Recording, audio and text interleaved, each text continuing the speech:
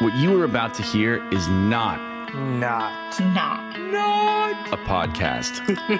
This is a global conversation recorded live in real time with real people. Journalists, business leaders, academics, politicians. I think the terms deep state, oh dear. investors, Experts, diplomats. citizens. Coming together from around the world to share their views and ask our guests the questions. If you would like to join this conversation or hear our incredible library of past conversations, please visit our website, pm101.club, and join the fastest growing conscious community on the free internet. Thanks for being here. Enjoy the show. Hey everyone, welcome back to Politics and Media 101. I'm Jeff Browning, and if you listen to our first few episodes, then you know that over the last few months, my friend Justin Higgins and I and our friends have convened hundreds of conversations, sometimes more than once per day, with up to 30,000 live listeners and participants, where we hear live and direct from people in the news, in their own voices, in their own words, in long form, and where anyone who wants to can join to ask them a question, share their thoughts, or just listen. We're just now starting to release recorded portions of our live conversations for the first time, and we're grateful to you for joining us. Today, we're excited to release part of a conversation, interview, and audience Q&A we had with Andrew Lawrence of Media Matters. In our last episode, we talked about the information ecosystem and whether big tech companies simply have too much power over what we see and don't see, what we learn, and how we view the world. In this show, we're doing a deeper dive into another power center and core aspect of the information ecosystem, TV news. For anyone who hasn't heard of Media Matters, where Andrew works, they're an organization who watches TV, literally who watches all of cable news TV, Fox, MSNBC, and everything in between. They listen very carefully to all of it, they identify places where TV news is simply wrong or out of sync with reality, and then they issue reports pointing out those inaccuracies. They listen to outlets on both sides, but they do have a reputation for leaning left. This means that as a senior director for Rapid Response, Andrew is very knowledgeable about what these cable networks actually do, how they operate, what their motives are, and importantly, where they're sometimes not truthful with their viewers. It was a fascinating conversation, we had incredible audience questions, and we hope you enjoy it. As always, if you like or dislike what you hear, if you want to find out how to join us live almost every day of the week, maybe ask one of our upcoming guests a question, or hear past episodes, please visit our website, pm101.live or pm101.club. They both work and will get you to the same place where you can find all that and more. Without any further ado, let's roll the tape.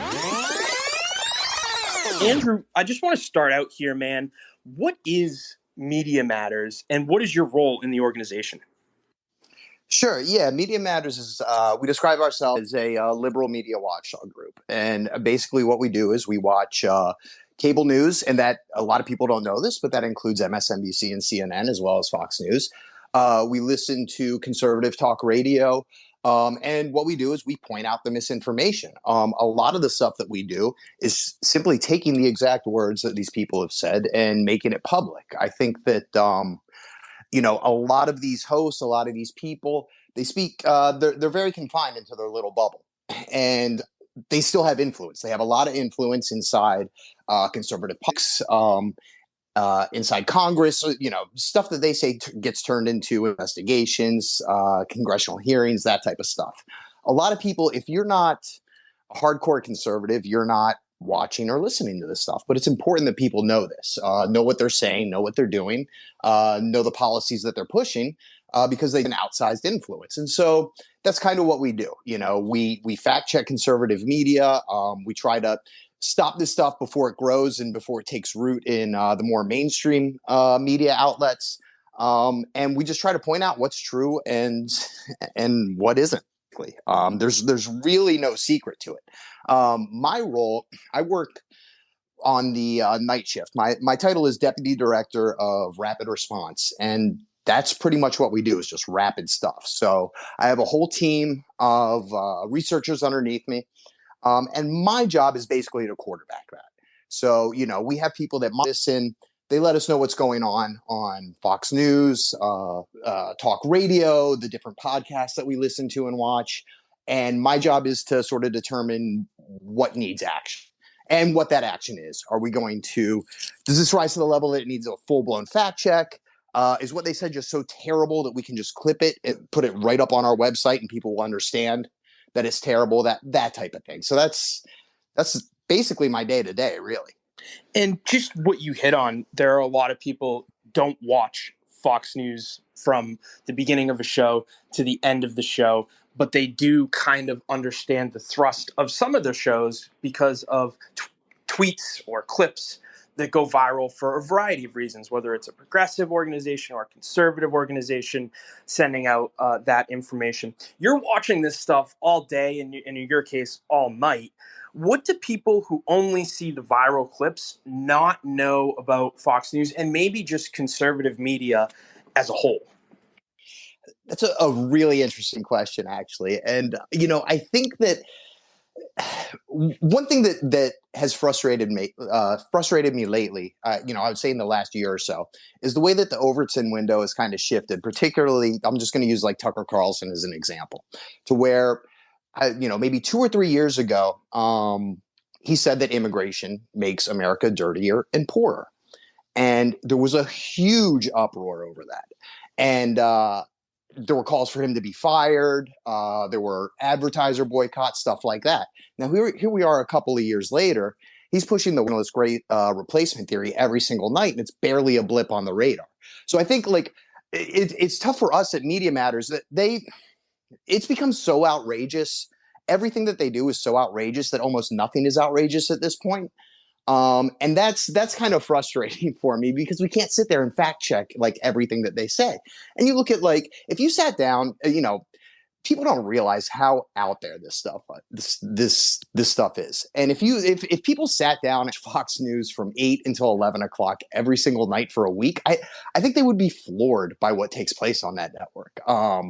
It's really out there. It's really crazy. I mean, they're talking about vaccination requirements as apartheid and worse than Jim Crow and stuff like that. It's just very out there, and I don't think people understand that. I think the other thing that people really need to understand is that this is like all a grift.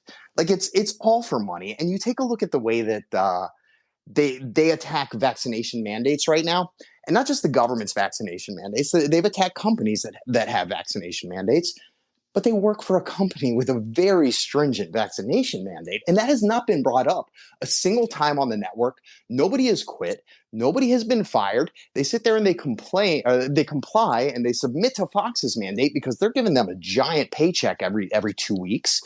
But then they get that paycheck because they're keeping their audience engaged and enraged by attacking vaccination mandates. So it's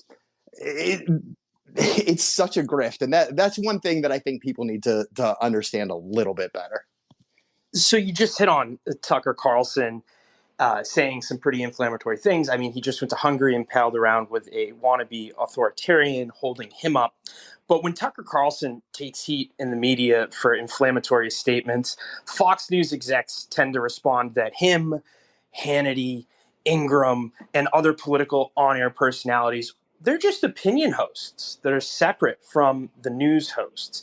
And if people actually watched their news section, Bret Baier, Chris Wallace, Martha MacCallum, they would have a different opinion of what Fox News actually is, what Fox News is actually trying to accomplish. So I guess my question is, how would you respond to this? Is this a fair assessment or not? No, I think it's completely unfair. I think that I know what they do. I know what Bret Baier does, Chris Wallace does, all of them. First of all, pushing the exact same thing, just with a different veneer. It's just a different atmosphere. It looks a little bit more newsy. Okay. So I think that's first of all. Second of all, they push Tucker Carlson, Sean Hannity, Laura Ingraham, their new clown show that they have at 7 o'clock. They say that that's opinion, and that's how they get away with all this stuff. You watch those shows, they do not present any of this stuff as opinion. I mean, you had a couple of weeks ago, after the George Floyd trial, after Chauvin was found guilty of murder and everything, you have Tucker Carlson up there saying that George Floyd wasn't murdered, that he died of a drug overdose. He's not saying that as his opinion. He is stating that as fact. And that's just, one example right there.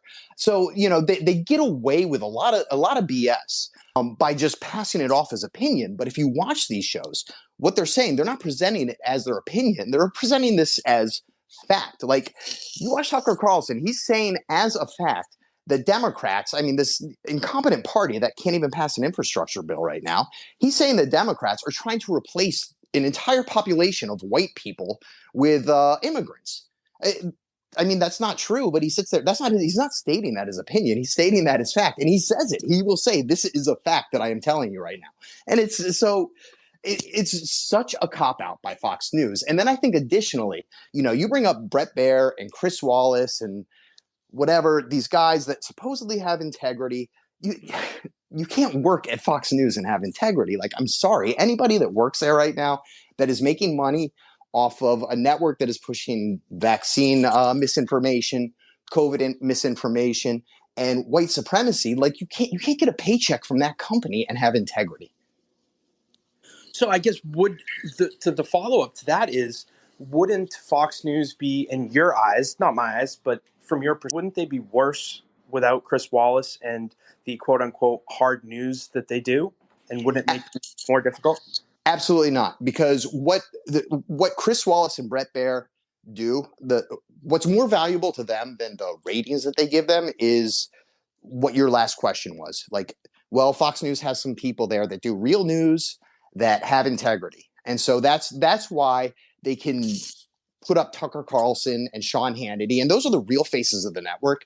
Those are the people that are pushing the agenda. Those are the ones that have the inside track to Republican politicians that, will turn what their nonsense into congressional hearings. So Bret Baier and Chris Wallace, they're being used. I mean, they're essentially useful idiots for Fox News, for them to say, no, we're a real news network. We have these guys. Don't worry about the opinion later, which is basically all that anybody watches when they watch Fox News, is the opinion people later. So no, I mean, they're just being used by Fox to sort of give them that whiff of integrity.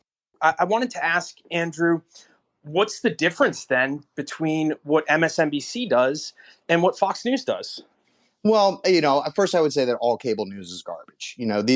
There's no need for 24/7 news, and they need filler, and so they fill it with nonsense. And people ask me all the time, like, oh, what about MSNBC and CNN?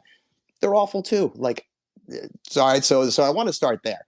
But I think the main difference is the influence that these channels have versus Fox News. Like I said, especially during the Trump era, if you watched Fox News Primetime or Fox and Friends, which were, supposedly opinion shows, you watch those shows during the Trump years, and the next day, a couple of days later, what they said was being turned into an executive order. You don't have Don Lemon or Chris Hayes having their monologues being turned into executive orders, even when Democrats are in control, so, excuse me. So, I think that's, first of all, is just the influence size. Second of all, like, Fox News is dangerous. Whereas, look, I understand CNN, MSNBC, some of the stuff that they say, pushing the Russia investigation or the the stuff they said about like Malaysia Flight 370, I think it was, stuff like that. It's ridiculous. Okay, it's ridiculous. But Fox News, when they're pushing the Great Replacement theory, or when they're saying that there's an invasion at the border, they are inspiring mass shootings. Like, that's not even up for debate. And you can go back years. This isn't like a recent phenomenon. You had George, who was an abortion doctor, who was murdered, and that was after months of Bill O'Reilly labeling this guy, George Hiller, the baby killer, I think. You take a look at, there was a Planned Parenthood shooting in Denver, Colorado. That came after months of them pushing those fake videos that said that Planned Parenthood was selling baby parts for Lamborghinis. So there's, don't get me wrong, CNN and MSNBC, not a huge fan, but like, it just doesn't compare to the days being done to this country by Fox News. And, you take a look at our current situation in the pandemic. You take a look at Fox News viewers are way less likely to get the vaccine than non-Fox viewers, So it's stuff like that where they are responsible for a lot of death and destruction in this country. Whereas like CNN and MSNBC they just aren't. They don't have that influence that Fox News does. And I think this is a culmination. You've had Fox News for almost 20, their 25-year anniversary is coming up. They've been beating into the heads of their viewers for the last 25 years that they're the only people that you can trust. If you are not watching Fox News every single night, the country might, end. Your life is in danger, and we're the only ones that are going to tell you like the actual truth. And so all of that is culminating into what we're seeing right now, I think. So you just highlighted the kind of fear that Fox News plays off of and maybe even instills in their viewers. I just want to follow up with like specifically MSNBC. Do their opinion people not do the same thing? Maybe not to the level that Fox News does. You mentioned like baby parts and some truly disgusting things that I haven't seen, but maybe I need to follow your Twitter account more closely. So I'm just wondering, is what Fox does with specifically what you just said, the hype and fear and hyperbole, is that similar on MSNBC? And is it more a symptom of what 24-hour news has turned into over the last couple of decades? Or is this unique to Fox News? No, I mean, I think that's fair to a degree, but also, let me be honest. I don't watch much MSNBC and CNN. I mean, after a full day of watching cable news, I'm not trying to turn on any news at that point. Now, I had quite a bit of MSNBC and CNN during the Fox years, or the Trump years, and they whatever they air, it just does not have the same influence that Fox News has. So I don't think that you can point to mass shootings taking place because of a Chris Hayes monologue. They just don't have the influence that Fox News has, and I keep going back to the way that Fox News has brainwashed their viewers into like, we're the only people you can trust, and you have to watch us every single day. And if you don't, you might die, your family might die. They are going to come for you. And that's what Fox News is all about. And so I don't see that on MSNBC and CNN. And now, maybe MSNBC and CNN played up certain Trump things. I mean, I'll say it seems like they're ignoring the way that the Biden administration is taking care of immigrants right now at the border. But again, I mean, look, I get paid to watch Fox News. I don't get paid to watch CNN and MSNBC, so I'm not really 100% up to speed how they've been covering the Biden administration, at least recently. But I don't think they're great. I just don't see them as a danger the way that Fox News is. So on that note, Andrew, I kind of wanted to ask you. You mentioned what Fox News does, why it's so distinct from what is going on with MSNBC and maybe outlets on the left. Is there no equivalence on the left? And in addition to that, where would you put in like OAN and Newsmax into that media ecosystem? Okay, well, I'll get to OAN and Newsmax in a minute, but this, as far as the Fox News of the left, like this is something I've thought about quite a bit, and like, no, there's absolutely nothing equivalent to Fox News on the left. I think that look, Fox News started out with Roger Ailes, who was the CEO. He was a former Reagan. I think he worked in the Reagan administration, something like that. And look, Roger Ailes is a monster. He sexually tortured his subordinates, like an absolute terrible person. But as far as like running Fox News goes, he saw Fox News. He knew Fox News was there to promote the Republican Party. Fox News was there to get Republicans elected. Since his passing, a few years ago, and is rotting in hell. And since then, Fox News it's completely been flipped on its head.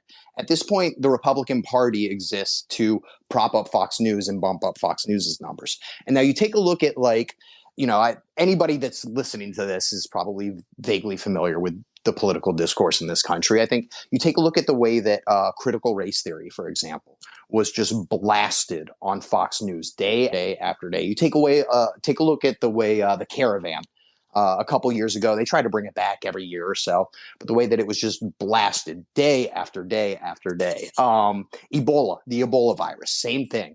Benghazi, another example. There is nothing on the left. There's no outlet on the left that takes an issue and just blasts it into people's faces over and over and over again until it becomes part of the public discourse, until it becomes something that politicians have to answer for and do something about. But Fox News does. They have that power. And I don't know, it just seems like Democrats, the left in general, they think that like the truth is on their side, and like we have the dignity, and we're you know we're the ones, we're the adults in the room, and people will end up seeing that, and that's just not the way it works. You know, there isn't that propaganda outlet that drives the conversation on the left the way that there is on the right. And I mean, I think a huge example, and I'm not just talking about Fox News at this point. Like, you have an entire ecosystem that you know, when something happens, they're going all in on. Just look at the critical race theory, the Dr. Seuss stuff a couple of months ago. So you look at like Ben Shapiro and his Daily Wire minions, and you know, Clay Travis in Sports Talk, and there's this ecosphere where they're all making money. They're all making millions and millions of dollars by doing this, and it brings in people. I don't understand the draw, but they do have a draw. But there's just nothing like that on the left. There's nothing. I mean, look, you have some streamers, a few podcasts that are doing really well, and on the left, but you don't have this ecosystem the way that you do on the right. You have a common refrain from people on the right that basically the establishment Democrats control corporate media, not only CNN and MSNBC, but mainstream outlets from print like Washington Post, New York Times, down to broadcast news. And I'm wondering, does mainstream media have a center-left bent? And is there any validity to these criticisms from people that are maybe center-right or right-right that believe that establishment Democrats ultimately control these organizations? Absolutely not. And let me give you an example of something you said earlier when you were talking about your next guest on Monday, Representative Dingell. You described her as the moderate position, fighting against the progressives. Why is she the moderate? Why aren't the progressives? The progressives are the ones that are fighting for Joe Biden's agenda right now. And there's more of them. There's more of them than the moderates. And the moderates are the ones that are the quote unquote moderates are the ones that are holding everything up. They're the ones that are out of touch with the mainstream. And if you take a look at the Build Back Better plan, the stuff in there polls extremely well across party lines. So, you know, why are we describing the people that are holding things up as the moderates when the ones we're describing as the progressives are much more in line with the American public right now? And you can go down the list on this. Even the most progressives policies, you look at Medicare for all and the way that polls at 70%, but you never hear about that, you know, so why? And then I also want to get into a little bit like MSNBC, you know, as far as the liberal media thing, you know, two of their most popular hosts outside of primetime are Republicans. You know, Nicole Wallace was George Bush's press secretary. Then you've got Joe Scarborough in the morning for 3 hours a day. You know, and take a look at their guests. Take a look at who Meet the Press brings on. You know, Chuck Todd, my good friend Matt Negrin from The Daily Show points out all the time how they just bring on Republicans to push Republican talking points. You know, so no, like I don't think that's fair. I think more than pushing liberal interests, I do think that there's a corporate bent. I think that, like, you know, you take a look at the Afghanistan withdrawal, which was incredibly popular at first. But then you look at MSNBC, CNN, you take a look at the guests that they all brought on, their defense contractors, their former army generals. That's not liberal. That's not progressive. And now you're taking a look at Joe Biden's numbers on Afghanistan have flip-flopped, you know? So no, like I don't buy that. You know, I don't see any representation for Medicare for all in the media. I see very little representation for higher taxes on the rich. There, you know, I do see, I'll throw on MSNBC sometimes and I'll see people saying that nobody wants to work anymore, that there's a worker shortage because of government handouts, which is nonsense. So no, like I see the right and I see the conservative working the refs. And I think that it works. And I think you can take a look at the guests that Meet the Press brings on, and take a look at the guests on the Sunday shows, the topics that they choose to talk about. I think all of that leans way more into the Republican ideology, the ideology of the right, than it does the ideology of the left. And I'm not making this up. The policies that the left are pushing are much more popular than the right. So there's just I think the refs have been worked for years and years and years, and I think that's where we're at right now. So is it fair to characterize the difference between a moderate, without the, you know, conservative Democrats? We're not talking about them, but a moderate Democrat, maybe more of the middle of the caucus. Is it fair to characterize the difference between a moderate and a progressive the moderates being willing to fight for incremental change to ultimately achieve their larger policy goals, and progressives just being ideologues that are unwilling to budge and negotiate in good faith? Or is there some other type of that you would explain what a moderate is versus what a progressive is? I think moderates enjoy getting corporate money. I reject this term of moderate, but since it's being used, I'll use it. I think that they, to a certain degree, they like having their names in the paper. I think Joe Manchin, just for example, just wants to say no, just to say no. Right now he's saying 1.5 trillion. I think if the number started at 1.5 trillion, he would be saying, 1 trillion. It doesn't matter to him. The numbers don't actually matter to him. He wants to be able to go back home and he wants to be able to run ads saying that I fought against the socialism of AOC. Like that's what he wants more than anything. And that's what he's going to end up getting. But I think that as far as the machinations of everything, the way things work, what's realistic, unrealistic, like why is the left only the ones that are concerned about that? Like when Trump was in office, nobody said this isn't realistic. When who was it passed away? Scalia passed away, and Mitch McConnell held that seat for a year. Like they weren't concerned about norms at all. They were just concerned about getting stuff done. And that's what frustrates me about the Democratic Party more than anything. I think that, look, on the right, it's clear they will use authoritarian tactics to get what they want. And what they want is, more money in the pocket of the rich. And I think that there's nothing wrong with using authoritarian tactics on the left to get what you want if it helps people. And I think that's what we have to at least push. I just don't see much of an effort, on the left. I think there are certain things that we can learn from the right, from the way that Republicans conduct themselves and the way that it's just about the bottom line, and 2 years from now, 3-4 years from now, I think that Democrats would be better served to go to send voters to the polls saying, look at the Build Back Better plan that we passed in full, right now as is, versus like going in 2024 and saying like, well, we could have done better, but at least it's cheaper. Like nobody really cares about that, right? I mean, it's ridiculous to think about that, to think about people caring about that 3 years from now. So that's my frustration. I just don't see. I'm frustrated with why is the left always? Why are they the ones that have to be realistic? It feels like a double standard to me. So real quick follow up here. I have to ask it, and then I do want to get into 2 more questions. Then we'll go to the audience. So if both sides are using authoritarian tactics, doesn't it not matter if the progressive or the conservative agenda goals are achieved? Because if both sides are using authoritarian tactics, doesn't that ultimately lead to the breakdown of our checks and balances, the breakdown of our system of government, and push us towards authoritarianism? How can you say? But how can you say?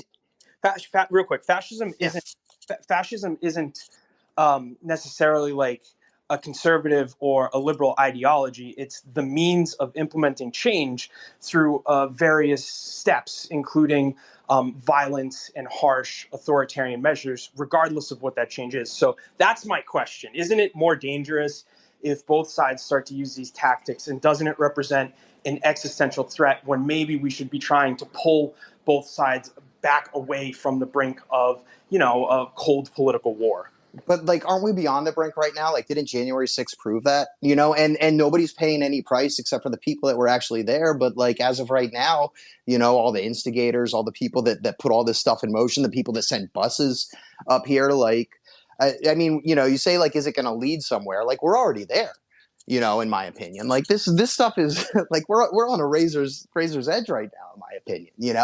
And look, when I say authoritarian tactics, what I'm talking about put a little bit of pressure on Manchin and Sinema. I don't even see that happening right now. Not publicly, at least, I'm not talking about violence, let's absolutely not violence. But as far as the way that the right pushes stuff through without giving a crap about the norms, they don't care about the laws. They make it up as they go, and the left doesn't do that. The left constrains themselves, because they think that that people care about the norms, and people don't. People care about results, and that's my point more than anything. Is we have to give people results, and this is all stuff that people want. So that's more my point than anything else. But as far as like worrying about like, is there an existential threat? Like, I mean, I feel like we're past the point of threat right now. Like we're sort of living in it at this point. And I think January 6th proved that. And I think the fact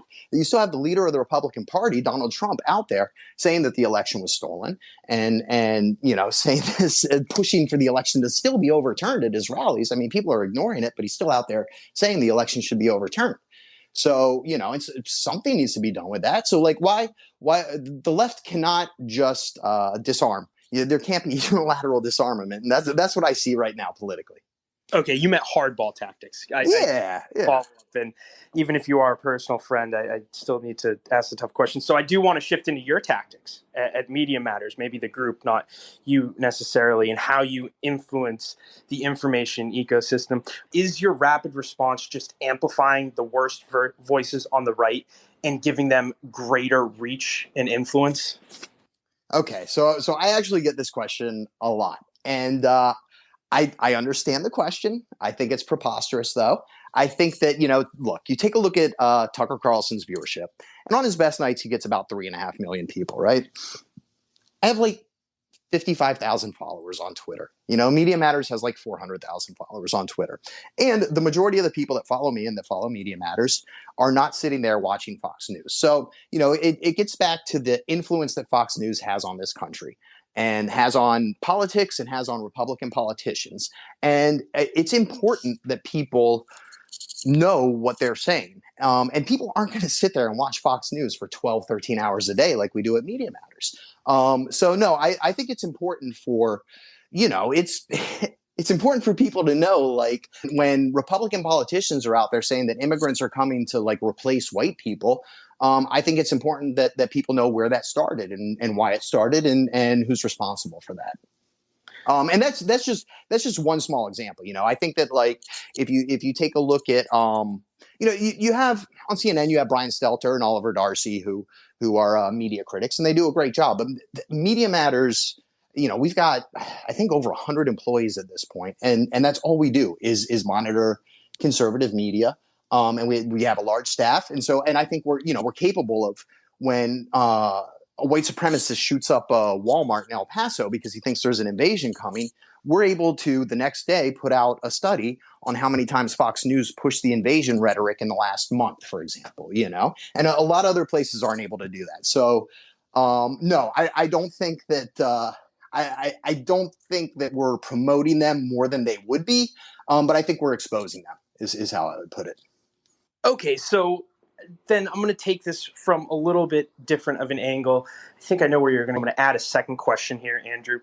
Is tweet dunking and highlighting the worst arguments feeding into the cynicism, which is breaking down our political system and making it harder for your audience to engage with conservatives in good faith? And I guess a follow-up to that, so the second part of this, because I think this is important, should liberals and Democrats and progressives even attempt to center right conservatives in good faith to pass bipartisan legislation?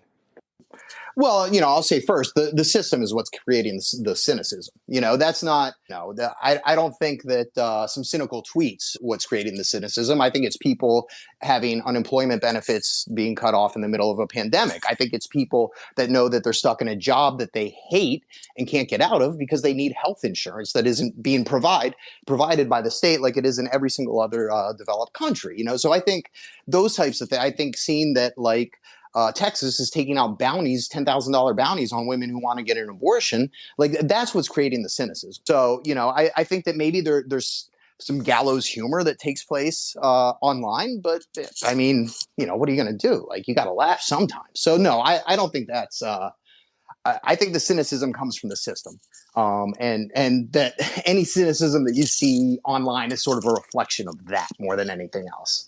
And I'm sorry, I forgot your second question.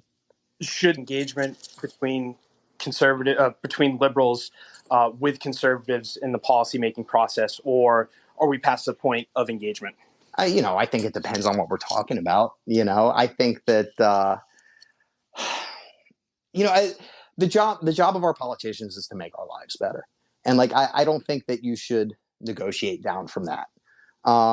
So, you know, like we're sitting here and I'm just thinking right now about Joe Manchin saying that we need means testing on, community colleges and stuff like that. Like, why? Like free community colleges would actually make America a much better place, like much better, like for everyone, much better, have more people getting educated, and not falling into debt, would would make America a much better place. I mean, you get rid of college debt right now, and America's a better place. People have more spending money. They're buying more houses. They're stuff like that. And so it depends on what we're negotiating over. But I think largely, like, why is it always the progressives that have to negotiate down? Is the deal? It just seems like it's always the progressives that are caving to the moderates. And I think you take a look at the mess this country is in, and I think that's one reason, basically. On that note, let's get to the audience. So we are going to go to Greg Sattel first, and then we will go to Jim next. Greg, over to you. Thanks, Justin. And I really enjoyed listening to you, Andrew. And I thought you make a lot of really, really, really strong points, especially about the sort of both sidisms that aren't really factually based. But I would like to play, devil's advocate for a minute. Let's say, for instance, that we pass a $1.9 trillion reconciliation bill on top of the 1.2 trillion, which is really, let's say, 600 billion additional. We're looking over the next 10 years of $2.5 trillion, which is 250 billion a year, which is basically 1% of GDP of stimulus, all for things that are very, very popular. Isn't that a win? And just because the Democrats have such a narrow majority, isn't there something to be said for, seeing how that goes, for, making sure that, you look at Obamacare 10 years ago, getting through what they could get through wasn't everything everybody wanted, but it made the country immeasurably better off. And we're still, and there's still a huge support for building on it. So doesn't that make not only some sort of logical sense, but isn't there also some political sense to it? Hey, Greg, first I just want to say thank you. Thank you for your kind words. And I mean, look, I see that. I see that point. I think that, but like, why? I just don't, I don't understand, right now with Joe Manchin and Kristen Sinema, if I could be a bit more pointed. Of course, yeah. When we do think, one logical or operational piece to it can be just by making the programs, paring the ambitions down a little bit, we can focus them more and make sure that we are not, just starting huge programs, big, that we're sort of getting them in and a little bit smaller, making sure we're doing them right, and then investing in success rather than investing in, let's say, position papers. Yeah, I mean, look, I think that, but when you say like investing a little bit less, like I think that, I can say like I live a pretty comfortable life, and there's a lot of people out there that aren't as fortunate as I am, that are desperate for help. And like there's people living on the streets. There's people who, are getting charged $30,000 for having a baby, for getting pregnant, that from the hospital, from their insurance, stuff like that.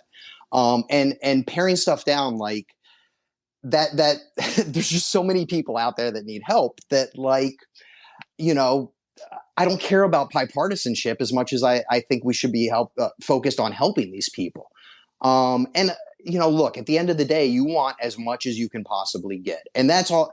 I don't see the fight in the left to do that, as I see them so willing to cave to these two senators that really have no power outside of the 50th and 49th votes. And that's just infuriating, and I'm not seeing any pressure on them. There's so many people out there that need help. And so when you talk about like we're paring down, we're cutting, well, we're gonna cut unemployment insurance. There's people that are out of jobs that are trying to make rent in the middle of a pandemic. We're not gonna include dental and vision and Medicare and Medicaid until 2028. Well, why? What's even the point of that, other than saving a few bucks in the meantime so they can say that we pared it down?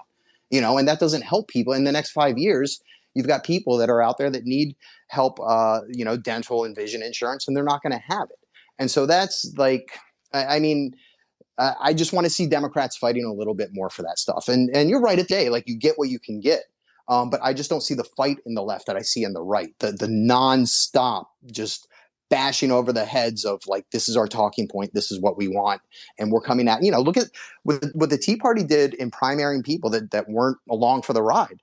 I think there's a lot that the left can learn from that. I think when you take a look at the way that Donald Trump is kicking out anybody in the party that isn't loyal to him, I don't want those type of loyalty tests to one person. I think that's disgusting. But like, as far as policy and what we want to accomplish and what we want to do, like I think there needs to be some of that on the left.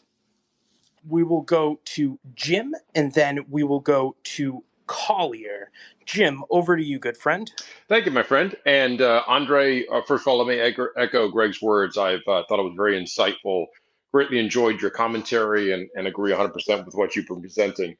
Going back to the Fox News situation, let me make a comparison to the war on drugs. The war on drugs has been rightly criticized as a failure because all of the efforts have been largely around attacking and stemming the supply without any concept of demand.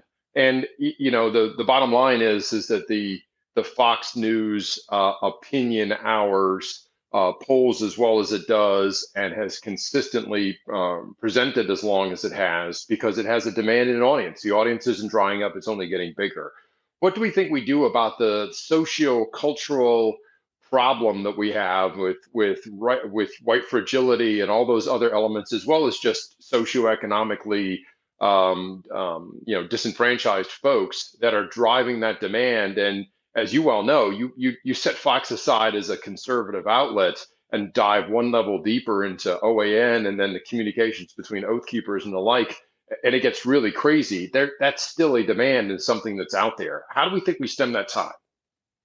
Yeah, that's really a great question. I think that, like, first of all, just measuring cable news success by viewers, I think is one of the reasons like why we're in this mess as far as cable news goes. Like, you can put up professional wrestling on Fox News or on MSNBC and it would get great ratings. That doesn't make it news. And a lot of times, that's what Fox News does. They have Dog the Bounty Hunter looking for Brian Laundrie right now. Like, it's making a mockery of the whole thing, but it's getting a lot of clicks, so as far as what we do about that, I don't know how you turn people away from this. Like I said a little bit earlier, it's just been beaten into their heads for the last 2 decades that Fox News and conservative media is the only ones that you can trust. Everybody else out there is an evil socialist lib.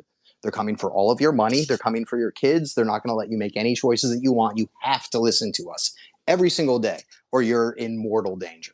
And so there's just nothing like that. How do you get through to those people? I don't really know. I think that explaining to them that they're all marks could maybe work, that this is a big grifting operation. And I'll go back to the vaccine mandate commentary that's been going on for a while on Fox News. They're all sitting there every single day. They're submitting to a vaccine mandate, and then they go on air and they attack vaccine mandates without mentioning Fox's, without saying that they're submitting to it on their own. And there was a Daily Beast article last week, I think it was, where a Fox News insider acknowledged that hypocrisy, but said, hey, you know what? We're getting great ratings on it. There's nothing really that you can do about that. And that is frustrating. And I think, hopefully eventually their audience will wake up and see that they're being lied to. Their unvaccinated friends and family are passing away. because, this conservative media ecosystem has been tearing into the vaccines for the last 6-7 months.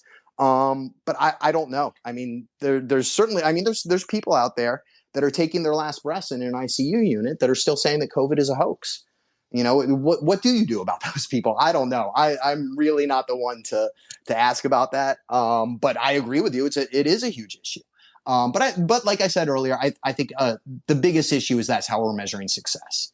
Because that doesn't mean that people are getting good information. It means that people are being told what they want to hear. I mean, you're not going to turn into a show every single night to watch something that you don't want to hear. So there's a lot of money to be made in telling people exactly what they want to hear while giving it that veneer of news and making it look like it's intellectually sound and using the words that people want to hear. There's a lot of money to be made in that, and at that point, I mean, money's involved. What are you going to do? So I wish I had a better answer for you, man. I really do, but I just don't on this one. Thank you very much, Mr. Jim. We will go to Collier next, and we will go to Joe and then Kelly. So Collier, over to you.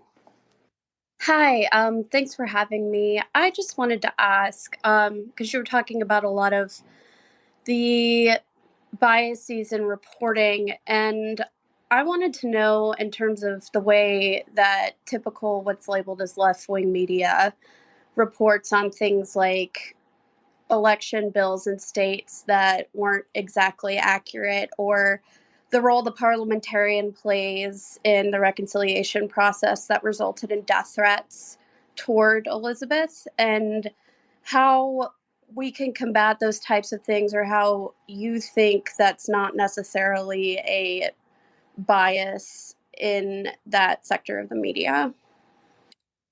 Yeah, I could you be a little bit more specific about as far as the misinformation that you think is taking place there? Yeah, just the way that the actual procedure works, and acting like she is this all-powerful being that can strike things down, and that resulted in her getting death threats. And also for examples of election bills, a lot of the coverage of the Georgia bill was not necessarily accurate in terms of people like Joy Reid and Stacey Abrams saying that there was a photo ID requirement and a lot of these things in the bill that weren't actually there. I work in election policy, just to preface this, and also congressional procedure policy. So these are things that I found troubling in terms of, the information that people were getting. Sure. Yeah. I mean, I'll start out with the election bills. I mean, look, if there's misinformation out there, it should be corrected and it should be pointed out. And, if Joy Reid said what, I'm not a Joy Reid expert or MSNBC expert. I don't watch that show or that network much at all.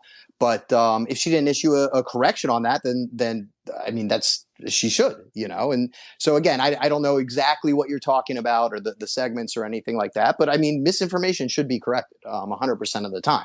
And then as far as the Senate parliamentarian goes, I mean, death threats shouldn't happen, and I hope that anybody that made the death threats towards her is arrested and found out and exposed. I mean, that's terrible.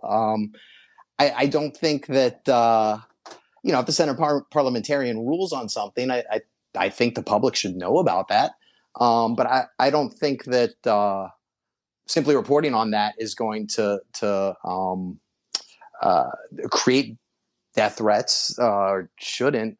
So I'm just not 100% familiar with either one of those two things, but any misinformation should be corrected.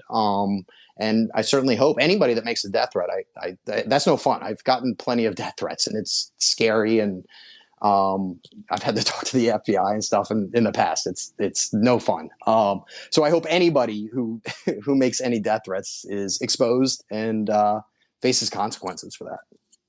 Thank you very much, Collier. We will go to Joe and then Kelly, and then we will go to John Gunnison. Perfect. Yeah. So first, thanks for taking the time to hop on.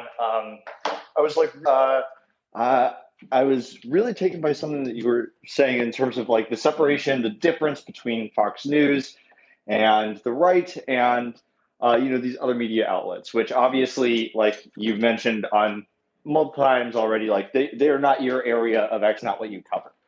But in terms of like the difference, it sounded like the biggest things, there were 2 points that you were mentioning, which is one, that these opinions are uniquely dangerous, and you pointed to a couple examples of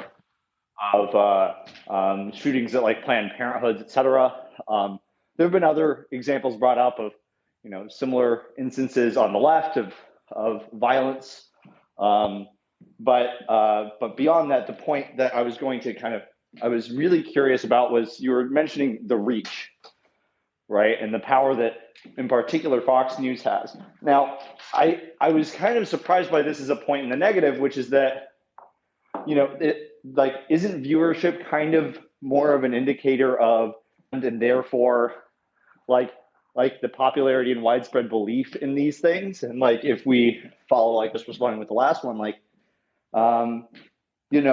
if these are people who are feeding others beliefs that they want to hear, isn't this kind of an indicator that these beliefs and opinions are perhaps a bit more popular and almost mainstream than we would all than many would like to think?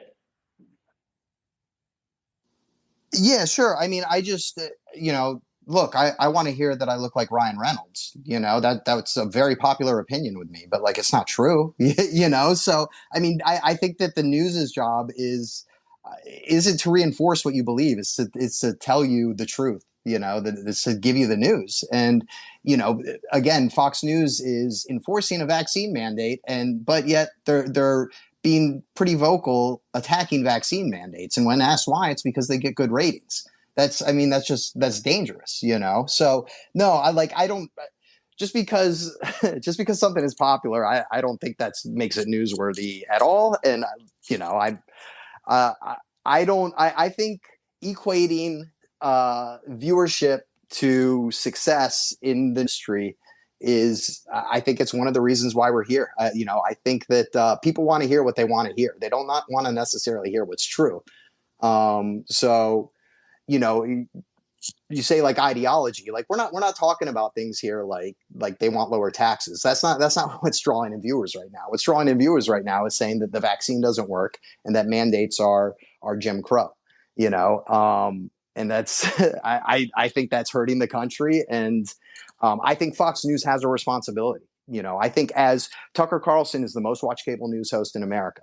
And I think he has a responsibility to give people like the truth and like to understand that what he says people are going to do and they're going to take to heart. So when he sits there and he says people that the vaccine is killing people, thousands of people is what he said. I mean, that's not true, but he's out there saying it. But that's gonna keep you. And I'm if you're sitting there and you don't know much about this stuff, you're getting all your news from Tucker Carlson, you're going to turn in the next day because he's the only one telling you that the vaccine might kill you. Nobody else is saying that. And well, if he's the only one saying it, then I need to tune in because like my life is on the line at this point. So no, I mean, I don't equate viewership to good cable news programming at all. I think it's a huge mistake. And, I said it after the election when CNN was bragging about their ratings topping Fox News at the time.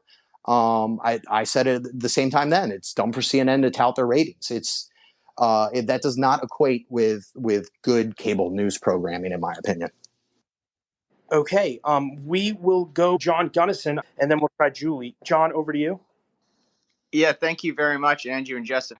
So, Andrew, I just want to know a little bit more about what's going on inside of Fox. So, we were talking about Roger Ailes, and in the Roger Ailes era, it was very clear who the decision maker was and where the responsibility and accountability lied.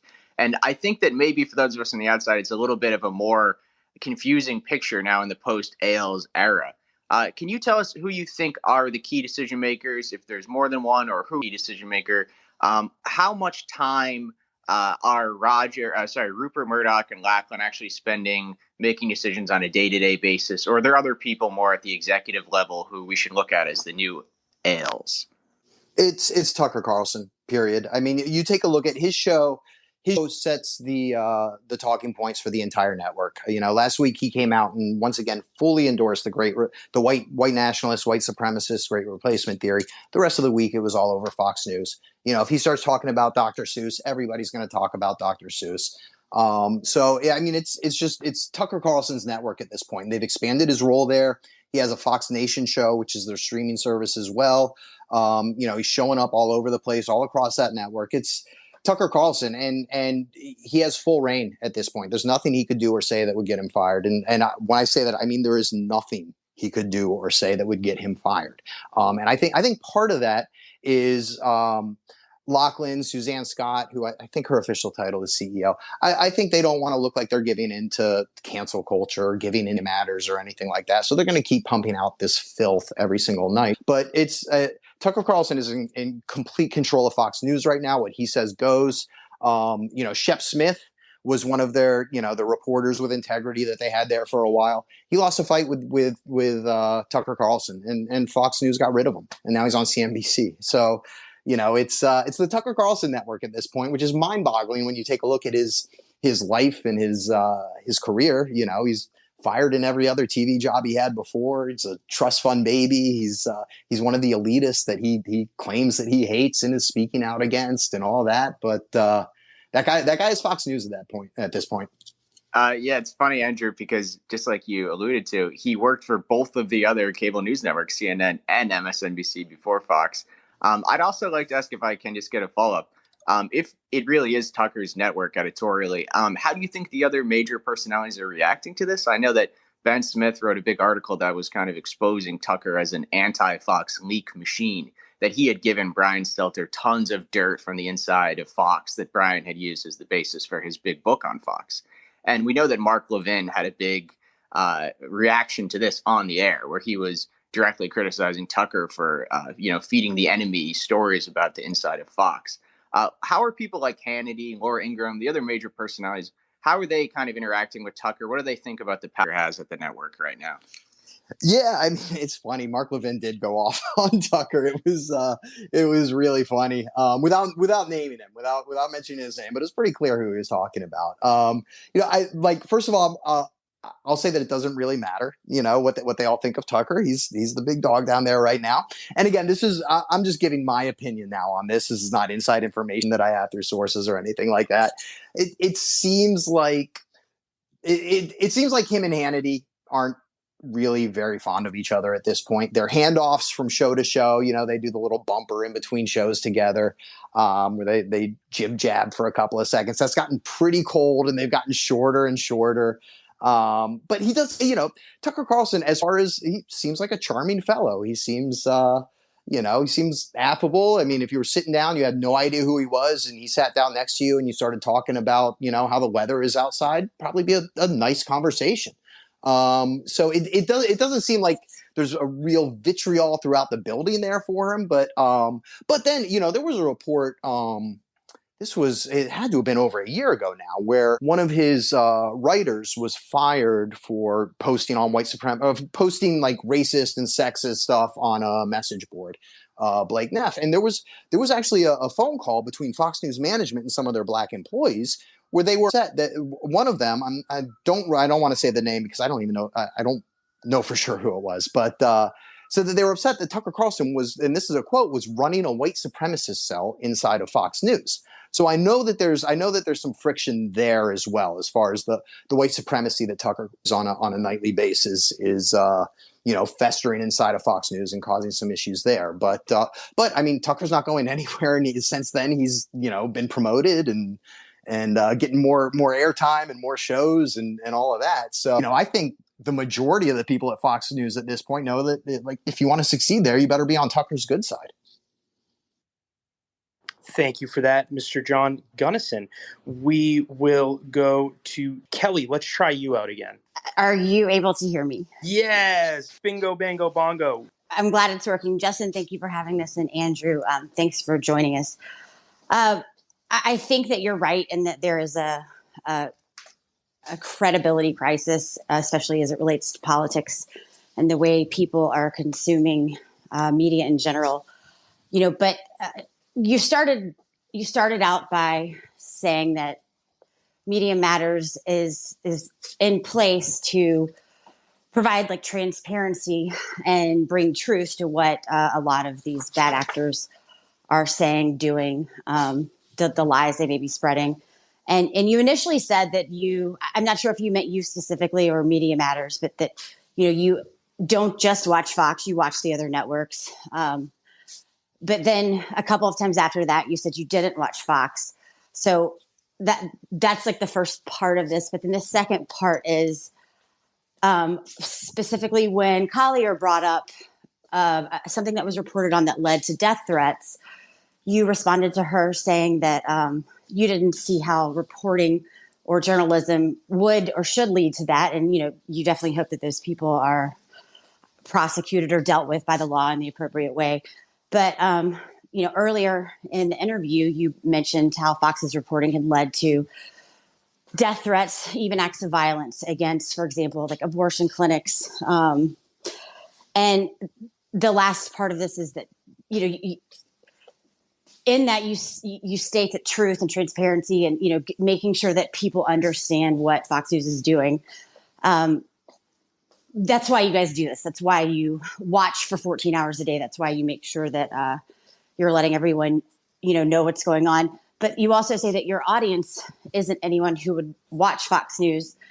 So I guess I'm curious, like, in what way do you think it's important for Media Matters and you specifically, because you're the one that's here, to maintain your own credibility and to make sure that you seem to come across, with a higher level of integrity than a lot of what you're discussing. And if you're not reaching to find the people who may be hearing this misinformation, these lies, these things that you say are dangerous, then it seems like all you're doing is expanding the reach of Fox. So, if that's not how you see it, like what is your ultimate goal, and how important to you is the credibility that you portray?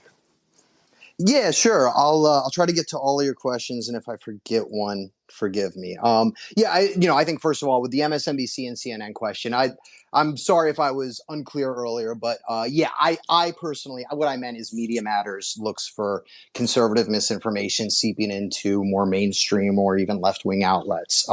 That's not my job. My job is Fox News centric, very Fox News centric. The Senate parliamentarian thing, I mean, I'm just not familiar with that. Like, I don't want to speak too much to the details of that because I didn't see reports of the death threats to her or anything like that. The death threats are terrible and they're horrible. But we had the El Paso shooting, and again, like, I don't know, like, I can draw a direct line between the baby parts in Denver, George Tiller, the Walmart shooter in El Paso, the Tree of Life Synagogue in Pittsburgh. I can draw a direct line from what motivated those people to Fox News, to rhetoric that was being said on Fox News. The Senate parliamentarian thing, I don't know enough. I don't know if the death threats mentioned Joy Reid or if they mentioned the New York Times or anything like that. So, I mean, if I did, that would be easier. And then that's, that's awful. But I just So I don't know what inspired those death threats in particular. And I know for a fact that Fox News inspired these shootings. There's mountains of evidence for it. And then, look, the last question you have, as far as like, are we just promoting these people? Again, like when the Great Replacement stuff that Tucker really started pushing probably about a month or so ago. And what this white supremacist conspiracy theory is that Democrats are trying to bring immigrants to replace white people so that the immigrants will vote for Democrats because, I first of all, I don't understand why Republicans think that they can't get immigrants who have earned the right to vote, why they can't get them to vote Republican. The reason why Democrats have 50 right now in the Senate is because they went into Georgia and they convinced people to vote for them. And Republicans just think they can't do that with immigrants who have become citizens and have earned the right to vote. But also, like that led to a lot of outrage. It led to the ADL calling for Tucker to be fired. It led to more pressure on advertisers, stuff like without Media Matters pointing that stuff out. where that conspiracy came from, all of that stuff, it would have been isolated inside his little bubble, inside the ecosystem, and where it's allowed to grow and fester without any sort of pushback whatsoever.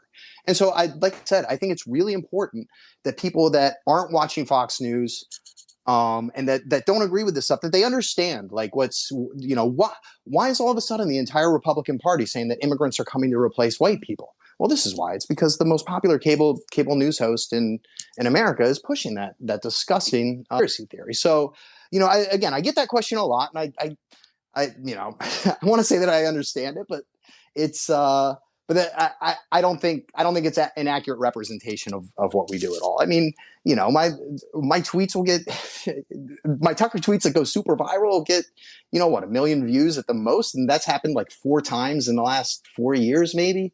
That's a third of Tucker's real audience. So, and it leads to action against Tucker. It leads to people knowing what he's saying and what he is. I mean, when Tucker first started, nobody thought of him as a white supremacist or as a white nationalist. And I didn't just start calling him that because of I wanted to, just to try to hurt him or anything. It's because what I saw, and now it's. People understand. People know that he is pushing white supremacist talking points every single night as the most popular cable news host in America. And so I think we're providing a service to people that want it going on in politics and the media, but they don't want to sit there and watch all day, every day. Thank you for that. We will go to Sequoia, and then we will go then we'll just wrap it up. So we'll go to Sequoia as the last question. Great. Can you hear me okay, Justin?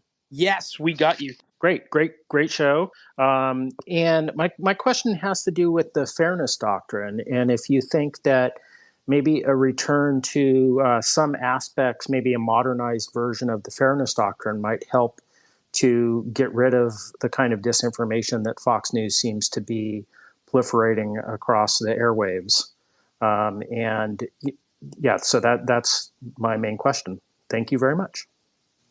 Yeah, I think that I think that's a good question, and it's a fair question. And I think it would help, but I also think there's less than 0% chance it'll ever happen again. It's just so far down the list of legislative priorities. It would cause such a huge uproar, and the pushback from this entire right-wing media ecosphere that I've been talking about for the last hour, the outrage from them would would force an almost immediate surrender on trying to get that. So I just don't see it. I do think it would help. But I don't think there's any chance it will ever happen. Andrew, first, are we watching the Bucs-Patriots game together and rooting against each other's teams? And then next, what do you want to leave the audience with? Let me text you later about the Bucs-Patriots. I do need some Brady time. So it's been Brady your dog for anybody that's joined a little bit later. No. And then what was your second question? What do you want to leave the audience with here? The conservative media ecosphere is their viewers for money. That's all it is. It's a big money grab, and they're winning right now. And they're grifting their viewers and their listeners. All right. Well, we hope you join us in 2 weeks for when Rich Lowry comes on the show, so you can ask him. I appreciate this, man. This was fun. I enjoyed it immensely. I hope I did okay. You did great, and see our audience members like Jim, Sequoia, Kelly, Collier. The list goes on, and they are respectful, even though you did get some conservatives asking you questions, so I told you it wouldn't be that bad. That's why we're different than anything else. We actually legitimately have conservatives and Democrats and socialists and all the ists come questions. But thank you very much, Andrew. Thanks again, man. Thanks for having me. I enjoyed it. That's all we have for you today. Again, huge thanks to Andrew for coming out, to our audience for their great questions, and to you for being here. If you like or dislike what you hear, if you want to find more information about how to join us live almost every day of the week, maybe ask one of our upcoming guests a question, or if you want to hear past episodes, please visit our website, pm101.live or pm101.club. They both work and will get you to the same place where you can find all that and more. This has been Politics and Media 101. I'm Jeff Browning. On behalf of our co-founder, Justin Higgins, and our team, thank you very much for being here. We hope to see you and hear from you soon.